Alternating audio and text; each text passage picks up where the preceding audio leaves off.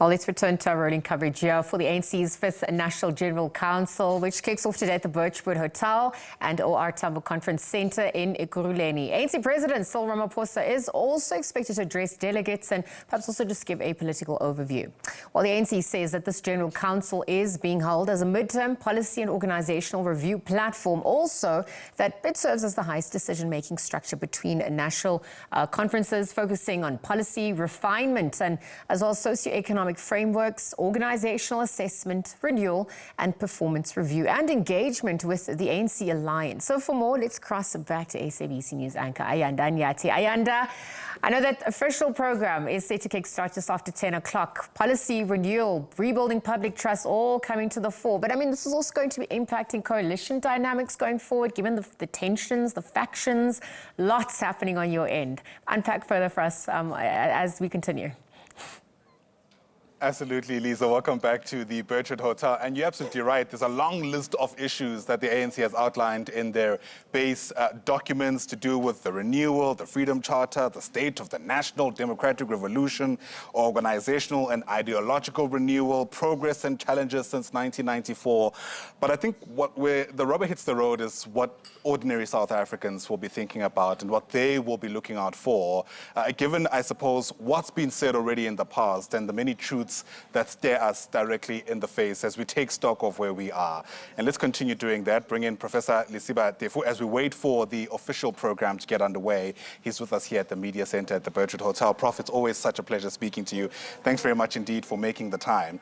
We know this particular gathering cannot take on any new policy or do away with existing policy. With that in mind, what does a successful gathering of this type actually look like? Yeah, that's where it goes wrong for me at the outset. It cannot. Why not? If you are faced with an existential threat like they do, and they know what the right things are, and I know as much as they do, that if they were to deal with the question, to amend the Electoral Act, they were to deal with the question of migration, they were to deal with the tender system, right? They were to deal with BEE and all those legislation that brought them where they are. They know what the wrong things are. They are based on those policies with all the good intentions they had. But after 30 years, let them concede. Now you want to wait for another 2 or 3 years because we took that decision? A wise man can change course because it's dictated to by reason. We are ratio animale. We are rational beings. We can't, in the face of all else that is failing, say, there's this piece of paper, we don't want to violate it. Even the Constitution says, when needs be, it must be amended. Because that piece of paper, man is made for the law. I mean, the law is made for man, but man is not made for the law. Once the law doesn't serve man, man has the capacity, the obligation to change the law. Yeah. The question then becomes whether or not the men and women who are going to be part of this gathering even have an interest in that. I mean, we're already seeing what, the public sphere, as it's coined in literature, is filled with. So much conjecture and speculation about the standing of the president and what have you. And I have often heard that the ANC's policy is actually very rich. It can, if it's adopted, take the country forward. I sometimes wonder whether this is why the delegates that are here are actually here. Yeah. And as I was walking around and about and engaging with them, with due respect, you can just feel that they've been deployed to come here, some of them, right? Yeah, it's very painful. When I sit with them, I listen and I chat with them, and you can feel that they don't have the cognitive capacity to engage the type of legislation and policies that have brought the organization where it is. And I like the fact that yesterday, when we said things like this, that they can't read for understanding and for meaning, especially documents written in legalese. We were vilified. We were elitist. But later on they come up to say, now we must educate our councillors because they can't read or write. But the damage is already done. People no longer care about what you want to do. They just feel like maybe the time has come to see you are back. And the first indication, a very solid message, was sent last year. Absolutely, and the message, I imagine, will continue to be ventilated today. The reality, though, is that we're all in this boat together and have to weather the storm in some ways, in a collaborative way. Yes. How do we move this particular gathering from what Fikile Mbalula said he hoped it doesn't become, which is an expensive talk shop? And I imagine that's going to be top of mind for many people who are watching. You know, the unfortunate thing about the ANC is that it has intellectual capital that it doesn't use. There are great brains there, men and women. Some of them I wouldn't mind even to call their names out if I were to be challenged, not by you, but by them. Because I would say, tell me why you don't use X and Z. Or he, right? And he was destined for greater heights. But now you have maligned, vilified, and sidelined those people. Maybe they must sit under a marula tree and just be honest with themselves. Amongst ourselves, we've got great brains that can help us go forward. You don't need the devils, right? They have their own. And I still believe, if they were to listen, they cannot get the majority of yes, a 50 plus 1, not in the next 20 years, that they won't get. But they can still play a meaningful role. And to that extent, I'm willing to work with them because I feel they still have something to contribute. But let them not be idealistic or romantic. They will never get that 50 plus 1, not in the next 50 years. They've done too much hurt and too much damage to South Africa. Sure. So we need to be realistic, but I'm sure you'll agree, as a scholar yourself, that ideology perhaps does have its place. The question, though, is the balance, right? I find it so difficult sometimes to sit here and, you know, try to break down the National Democratic Revolution when I know that people actually just want something to eat. People want to feel safe. People want water running through their taps, you know? And so it's this dance that I think we need to try and strike. And I'm not sure if perhaps we've done that even in the lead up to this crucial gathering, for which the ANC has admitted it enters while facing an existential threat. You know, I like it when people use these big words and expressions and quotations because I'm first a primary school teacher before I'm a professor, so I take interest in language. And then what fascinates me most, what is the National Democratic Revolution? What 80% or 90% of the people who are going to be in the war, can they explain that? Do they care anyway? What is it about the ANC, about this archaic, anachronistic, right, verbiage of yesteryears? That was for the era gone by. Get rid of this terminology that is old-fashioned, that is militaristic. What is a revolution in the space in which we live? To change the nomenclature, make it accessible and inclusive. When you say our people, our rivers, our mountains, our potholes, our criminals, I say, yes, even the potholes belong to us. We are the creators of the potholes. Even the criminals are part of our people, if that's what you use. But you want to appropriate this possessive pronoun as if it belongs to the ANC.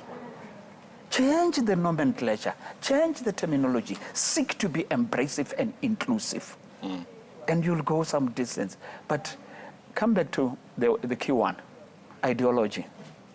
I wonder if in this world I still know what the word democracy means or the word ideology means. Because yesterday I would have been told that China or Russia, they are following this or that ideology. For me, at another level now, I would say I see them as pragmatists. From democracies, there is this socialism, there is this communism, is this. If you blend them together and it can work for you, why not? And that's when we talk about acculturation, enculturation, adaptation as we move on. No society static, no ideology static. People talk less about ideology, but more about what works. And when Donald Trump says, right, America first, I don't know why people should blame that man. You take care of your family first, then when the crumbs are left on the table, then you can do that, you can share with them. And that's the reason why maybe we find ourselves where we are. We say a flood of foreigners coming here because there are those who believe amongst ourselves that South Africa can shoulder the whole continent and even beyond. People leave Pakistan, leave Bangladesh to come here. And we don't want to talk about that. No, that's a no-go area. It's a delicate, sacrosanct space. You are the only one under the sun who sees the world that way. The world is moving on. To be fair to the ANC, dare I say, the party itself has always been Pan-Africanist, even in its name. We know its history. Yes. We know, part of the story of liberation under the guide of the ANC. And I can't help but wonder, at the very least, how there's a bit of an identity crisis, for lack of a better term. I mean, on the one hand, we've always been Pan-Africanists. We're known for that. It's part of our identity. But on the other, a lot, let's face it, of the rhetoric around migration does have what some people may say, an undertone of anti-Africanist ideology. How do we strike that's that too balance? cheap. For me, that is too cheap. I was born and bred in a space where people from Malawi, from Mozambique, from Zimbabwe, happily living together. There was no issue. Let's not cheapen the people's concerned on the ground. They are not anti-African or anti any other person. They are just saying the laws of the land must be upheld. The laws of the land must be respected. And the problem is not with the people. The problem is with the legislation we have. Almost all the countries I know of under the sun, if you go and look at the legislation, Refugees Act of South Africa of 1998, people say, when you have challenges in your space and you want to run away, you go to the first country of safety. If you are in Ethiopia, how many countries around and about you that are fairly safe that you must go there? All the countries in the world, except 2 or 3, and one of those is South Africa. They say, no, you just come straight. That's number one. Number two, go to the Geneva Convention of 1951. Each country has room to come up with an exception under exceptional circumstances to act in national interest. I'm glad that today the ANC is going to debate that. Kicking and screaming, they are forced to debate that. But listen to Schreiber, the Minister of Home Affairs.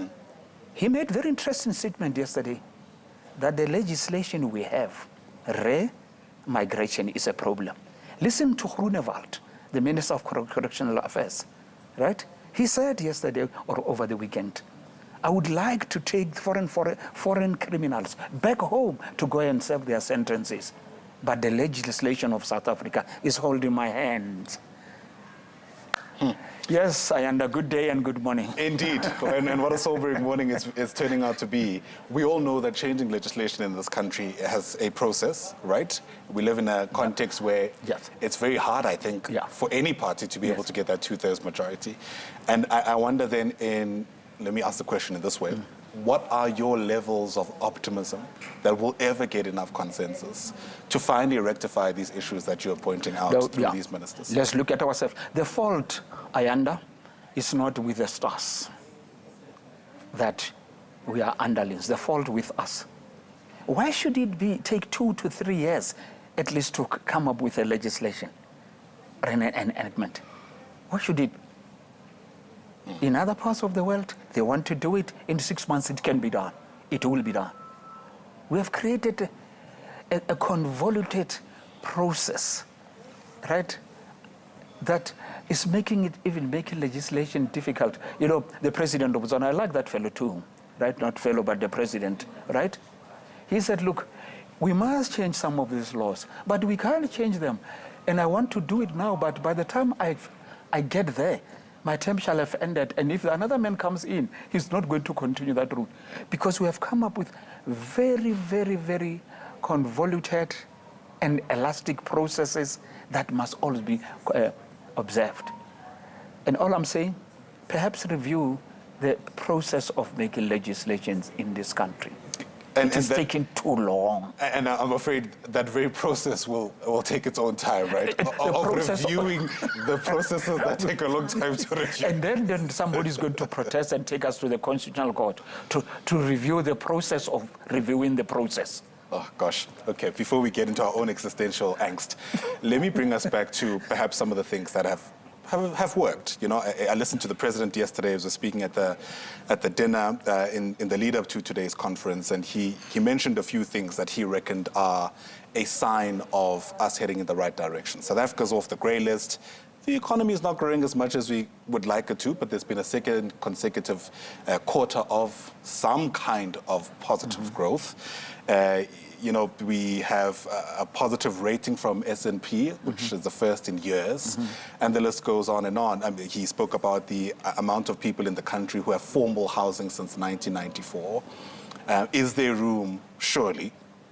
There should be room, I think, to speak about the things that have worked. Well, look, is that what the people want to hear today, right? On the 8th of December 2025.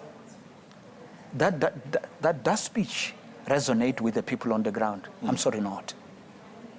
For you, at a much higher level, you can say, well, it makes sense.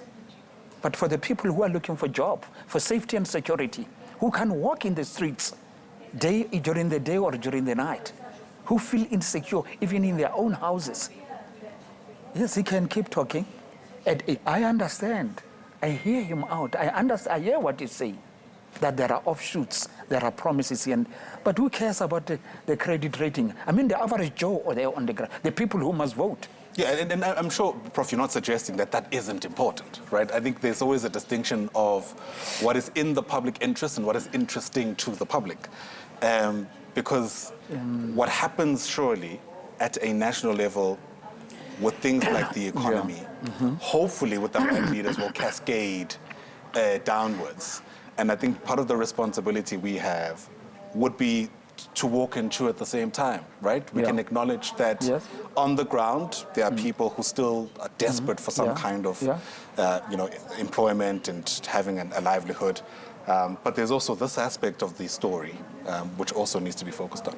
Yes, look, like I say, I can identify with the things he said yesterday, but not the average man in the street. And that said, let me not be misunderstood. I'm not saying there isn't much that has been achieved. Education, accessibility, financial assistance to students. I can talk about that as a teacher, more about that than anything else, right? I think you can't deny that, right? But it's the cumulative effect of where people find themselves now, that even the good things done, people no longer care about them. They say, keep your RGPs, just give me the job. No man, including yourself, take pride in another man building a house for him or herself. Every man under the sun, of what creed or political persuasion, would want to build a house for himself or herself. Enable me to do that. The ANC was meant to kick off their official program at 10 o'clock. I'm looking at the time now as I also keep a close eye on where we are. It's 25 minutes after 10 o'clock. And I remember when Cyril Ramaphosa started his term, so much was said about this being the president at the very start who will keep to time, and how this is a sign of perhaps, greater things to come. Is there anything at all that we can read into the fact that even this gathering, where we're told that things will be different, doesn't seem to be starting on time? Look, leadership is something not easy, and it's not for everybody. He tried. I give him credit for that. You were there. The first few months, 6 months, up to a year, he would try to be punctual. He would be there. Even the executive committee meetings, NGC, sometimes he would be the only one, or there would be 3 or 5, and with the security. But he tried to be punctual. Even when he was with the family meetings, there would always be these technical things, and sometimes he would say, is it deliberate or intentional not to help him to be seen to be winning? Because you can never rule that in politics. You know what your worst enemy is in politics? It's not the man sitting on the bench, on the opposite bench. No. Is a man sitting next to you as your colleague, as your competitor, as a member of your party. So there are instances where there's deliberate effort not to make him seem to be successful. But as far as that party is concerned, yes, he did. He did his best. He tried to set the tone, but I think they didn't work with him. Sure. I wasn't going to go there, but since we're talking about the, perhaps let's call it the resistance that you might be seeing from within, of course people are speculating about his grip on the party as we enter into this gathering. It was all over the papers yesterday. There's names that are being thrown about. Fikile Mbalula, though, being emphatic during his briefing that this is not the place nor the time. But I mean, it almost feels like the writing in some instances is a bit on the wall. How many times have we heard that? In the nomenclature of the ANC, yes is a no. I mean, no is a yes. Right. In the terminology of the party, I've come to know, and I've been with them for quite a long time. Yes, a no is a yes. But that said, do they have an alternative to Ramaphosa on this day as I'm speaking to you? I doubt. Sure. I don't think they have. Even if they speculate, they see it under or above the marula tree, they don't have strong candidates that they can put forward to say, at least, let's take him out. That I can tell you, not for now. There are some names have been thrown around and about, but I don't think they have the political clout to do that. But with caution, I'm saying that. But this is the primary point for me. And in politics, people follow power wherever it goes. Right? People follow power wherever it goes. Right? With all the flaws Jacob Zuma had, they were prepared to support him on several occasions, even against the motion of no confidence, because they wanted the power he had, and they didn't want to offend him. But the day when he became vulnerable, right, they were prepared to ditch him. And that's what pained him most when he said, but in the end, that I didn't do in the past, that suddenly you want to ditch me. It's because at that time, they were smelling the change of power. They were trying to consort with the possible presidency of Ramaphosa. So what am I saying? Ramaphosa still has 3 years or so to go. So you don't want to alienate him. He might just take you out and you go there into the village and go and look after your cattle. He still has power. He can promote, he can demote. And people follow power wherever it goes, under the sun, but in particular in Africa, where the politics of power, of the stomach, becomes a primary determinant of who to or not to support. And I suppose the interesting question becomes, what does an organization like the ANC do when that power no longer goes to a centralized place? But Prof will continue speaking about that throughout the course of the next couple of days. Professor Lesiba Teffo, political analyst, always pushing us to think in some ways differently about what stands in front of us.